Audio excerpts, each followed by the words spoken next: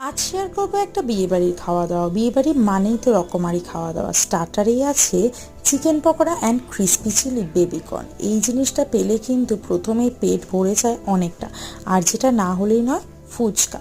Starter শেষ করে এবার মেন কোর্সে আসার পালা। বেবি নান আর তার সাথে চানা মশালা, উফ, নরম তুলতুলে স্যালাড, তার সাথে তন্দুরি চিকেন। এই কম্বিনেশনটা কিন্তু দুর্দান্ত, যদি এই ধনেপাতার চাটনিটা থাকে।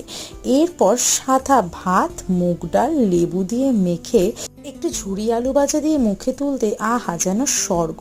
এরপর যদি থাকে একটা কাতলা মাছের পেটি, তাহলে আর কি চাই বলো। না না, তারপরে আরও আছে।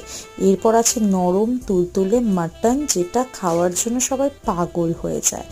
এরপর তো ডেজার্টের পালা। ডেজার্টে আছে ফ্রুট চাটনি, পাঁপড়, রসগোল্লা, সন্দেশ এবং শেষে আইসক্রিম ও হজমোলা।